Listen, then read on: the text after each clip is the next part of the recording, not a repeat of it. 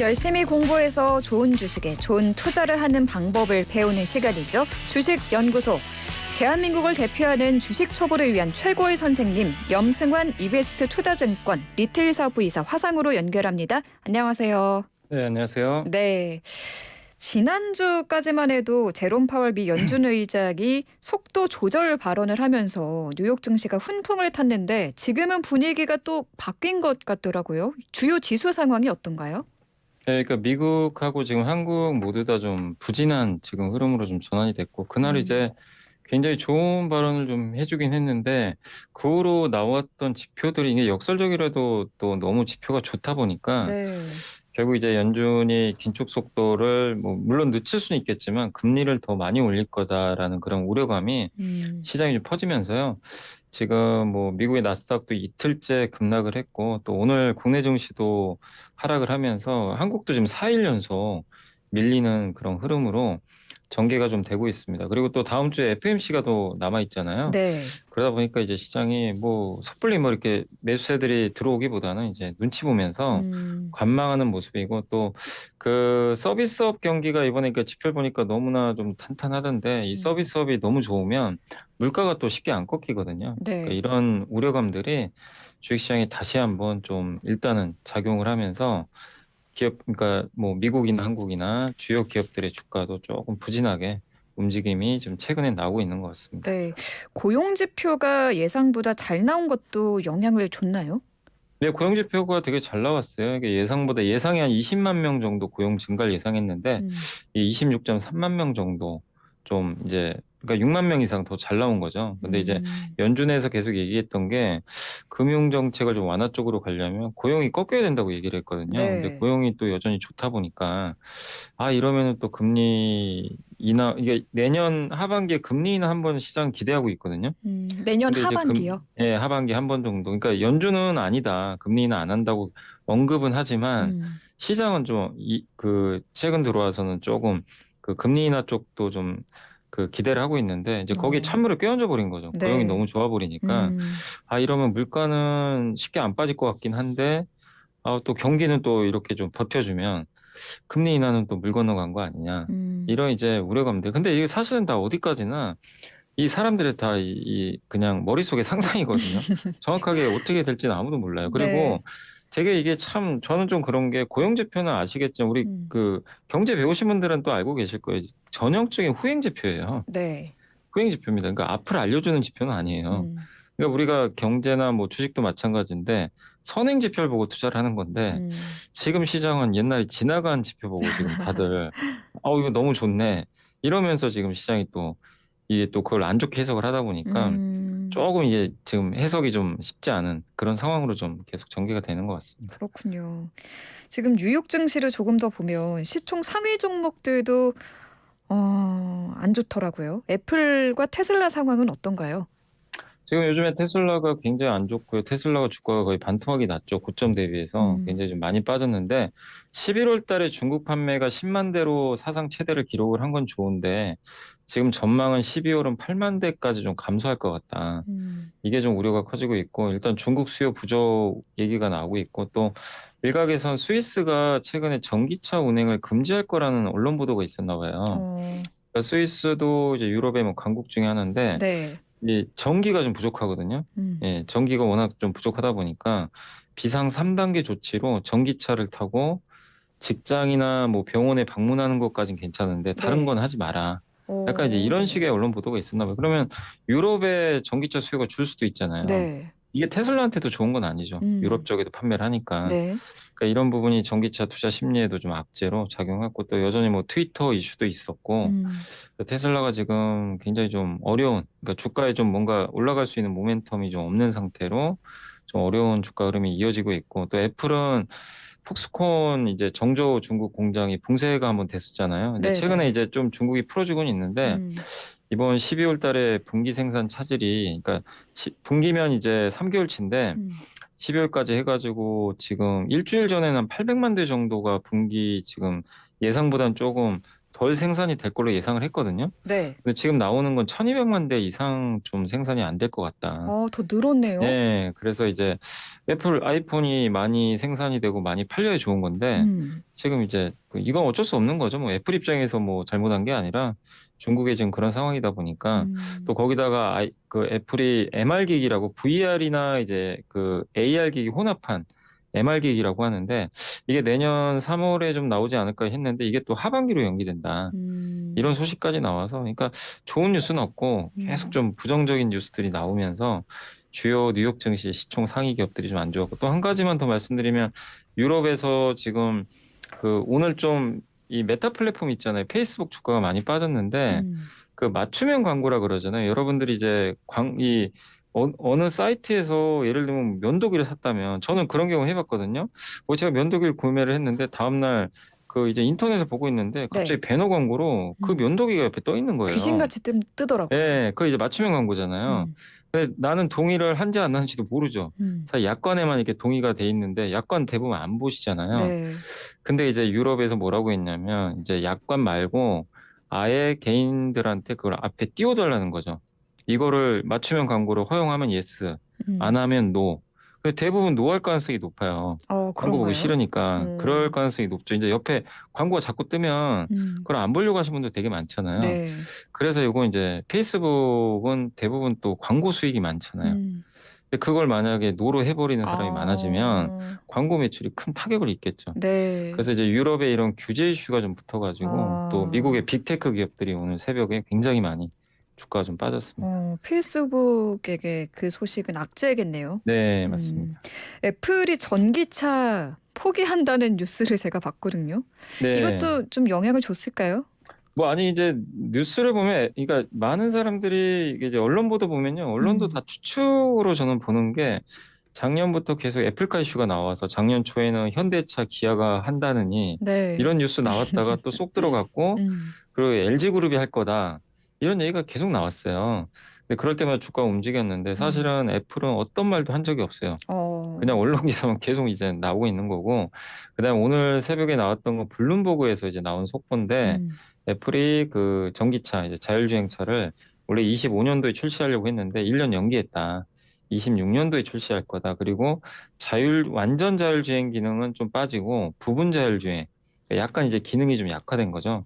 요거를 26년도에 아마 출시할 것 같다. 그래서 근데 이렇게 좀 연기설이 좀 나왔는데 음. 이건 뭐 애플도 확인은 안 해주고 우리가 알 수는 아. 없어요. 근데 그것 역시 애플이 한 말이 아니에요? 예, 근데 그건 블룸버그 기사가 나온 겁니다. 음. 근데 모르죠. 블룸버그 기자가 뭐 애플의 관계자랑 친해서 그 소스가 있어서 음. 얘기를 했을 수도 있지만 애플의 공식적인 입장은 전혀 나온 게 없어요. 애플 카에 음. 대해서. 네. 그러니까 항상 언론만 그냥 추측성 기사만 계속 나오는 거죠. 음. 그래서 그것만 가지고 뭐 애플이 한다 안 한다 이렇게 우리가 볼 필요는 없고 애플이 저는 개인적으로 애플이 할 거라고 보거든요. 할 음. 거라고 보지만 공식적으로 선언하기 전까지는 기대감을 뭐 물론 갖고는 있대. 그것 때문에 야 애플이 할 거니까 이거 애플과 관련된 기업 투자해 볼까 이렇게 투자하는 건 아직은 좀 리스크가 있다. 이렇게 좀 말씀드리고 싶습니다. 네. 중국 이야기 아까 잠깐 해주셨는데 정저우 공장이 코로나19 봉쇄 조치가 들어가면서 애플이 매운맛을 봤잖아요. 네. 탈중국 계획을 세우고 있는데 인도와 베트남으로 생산 기지를 옮겨가려는 것 같더라고요.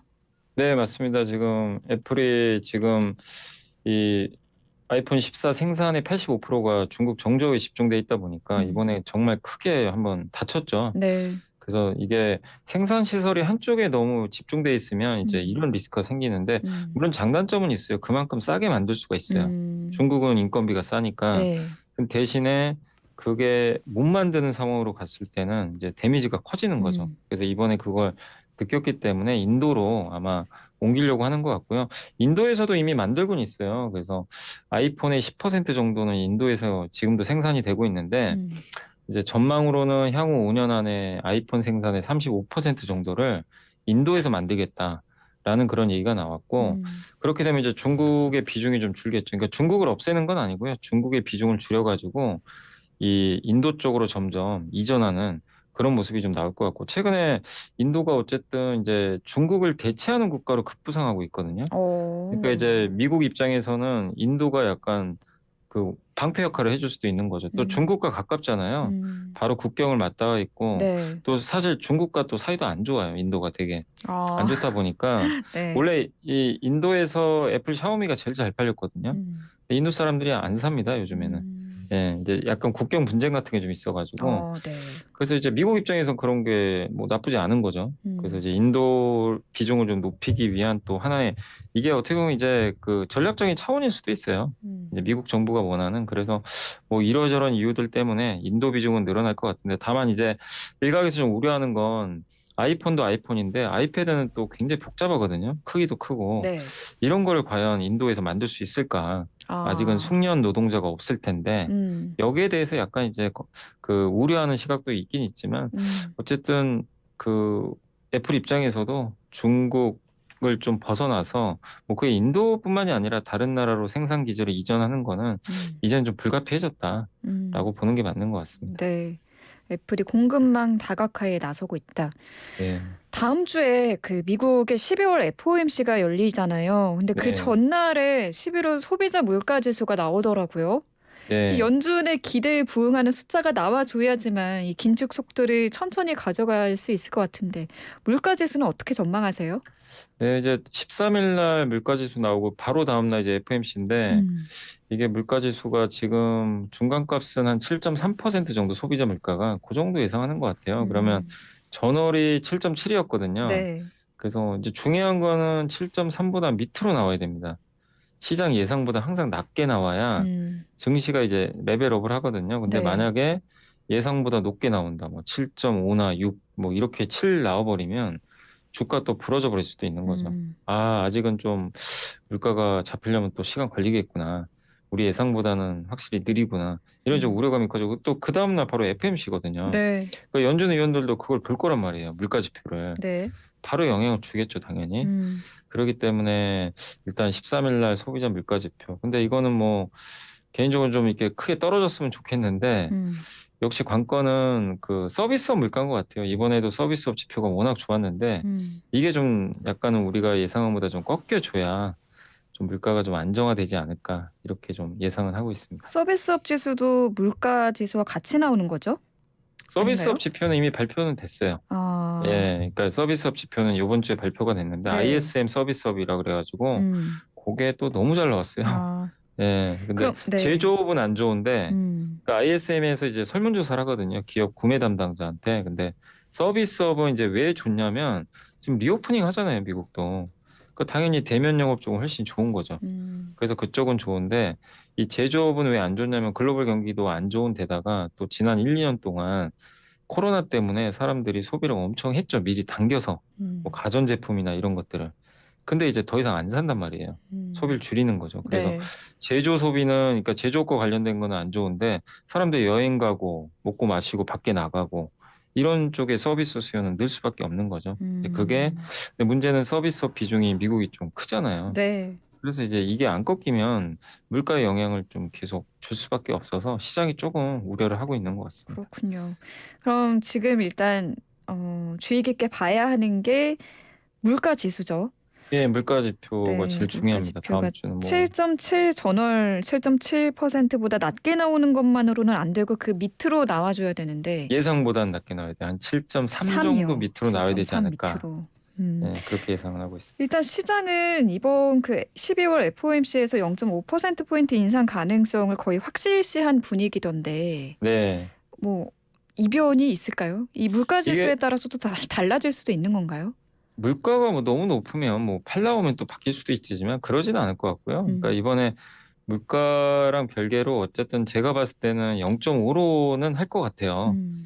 근데 이제 관건은 내년인데 왜 시장이 이제 갑자기 이렇게 흔들리냐면 내년의 전망이요. 2월에 0.25, 3월에 0.25예요. 네. 지금 시장 그럴 예상을 했는데 바뀌었어요. 지금 갑자기. 음. 내년 2월에 0.5를 한 번 더 올린다고 지금 보고 어. 있어요.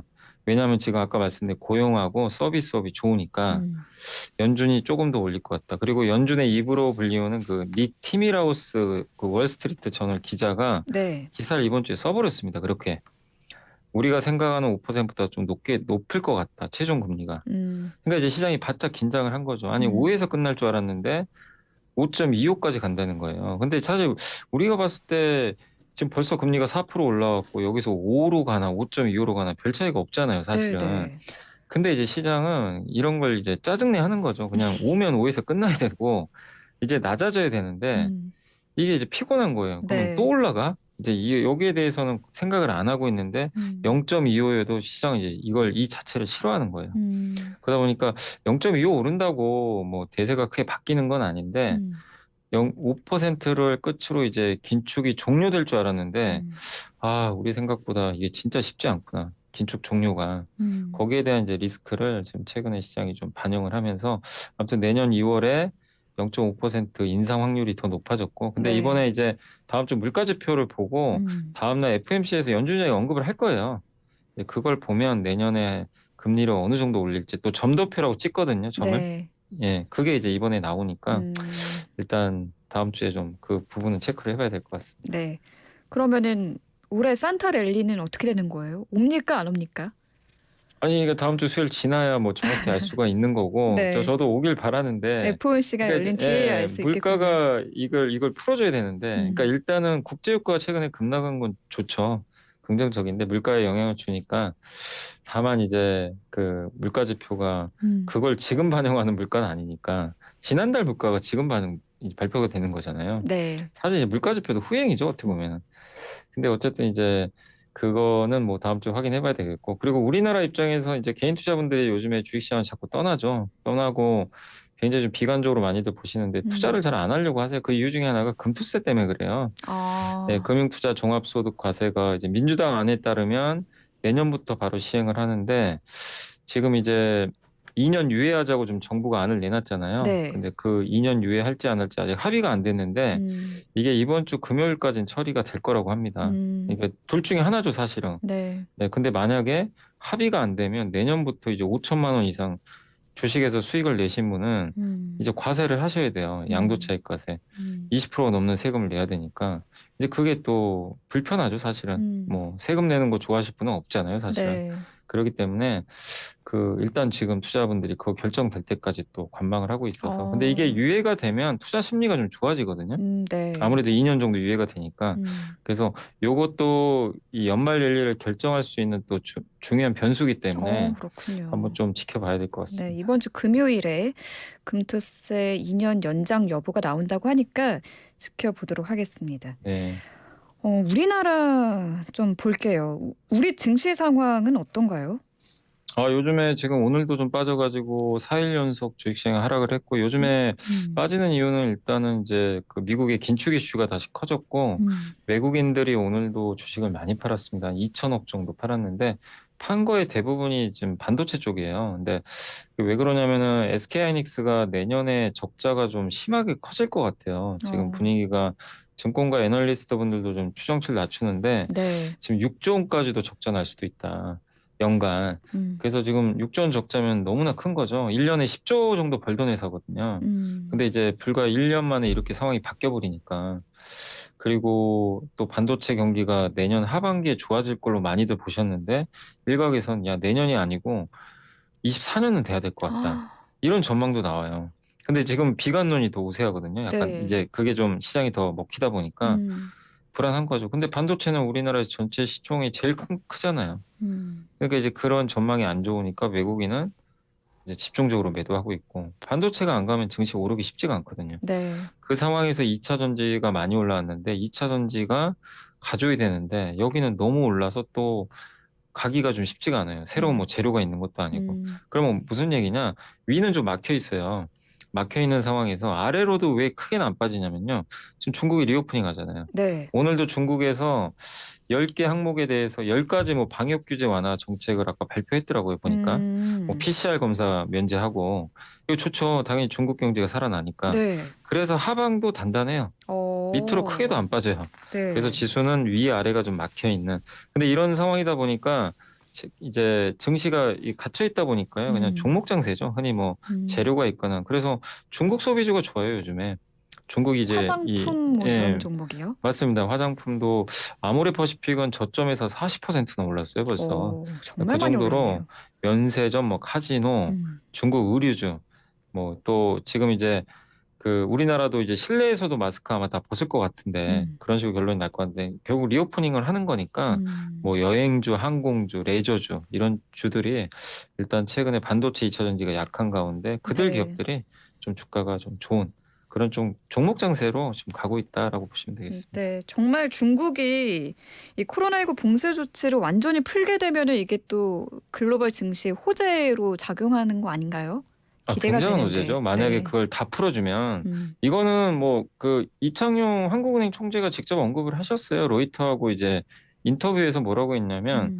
중국이 내년 언제가 될지 모르지만 완벽하게 이제 그 방역 규제를 풀고 리오프닝을 하게 되면 이거 자체만으로도 한국한테 엄청난 경기 부양 정책이다. 오. 왜냐면 우리나라는 중국 의존도 크잖아요. 사실 기업들이 중국의 소비가 살아나야 우리나라 기업들의 물건이 많이 가니까. 그래서 한국한테도 되게 좋은 건데 어쨌든 만약에 중국이 본격적으로 풀어준다면 지금 반도체가 안 좋지만 반도체도 중국이 많이 들어가거든요. 음. 그럼 반도체한테도 훈풍이 부는 거죠. 음. 그러니까 우리나라 기업들한테 상당한 좀 호재가 될 수 있다. 근데 이제 그게 한 번에 확 풀지 음. 지금 이제 천천히 풀거든요. 네. 그러니까 천천히 풀지 그거는 좀 이제 겨울이 좀 고빈 게요. 겨울에 지금 확진자가 늘잖아요. 늘죠. 그래서 중국 정부가 약간 어떻게 할지 확진자 또 늘면은 약간 또 강화할 수도 조일 있거든요. 수도 있죠, 다시. 예, 그래서 중국 정부의 계속 이 뉴스들을 근데 어쨌든 푸는 건 맞는데 네. 관건은 속도가 어느 정도냐 이게 좀 음. 관건이 될 것 같습니다. 네. 확진자가 또 확 늘어나면 안 되겠지만 그래도 좀 시원하게 풀어줬으면 하는 마음이 드는 거는 또 어쩔 수가 없네요. 오늘 말씀 네, 풀면 여기까지 좋죠. 네, 네, 듣겠습니다. 감사합니다. 네, 감사합니다. 네, 지금까지 염승환 이베스트 투자증권 리테일 사업부 이사와 함께했습니다.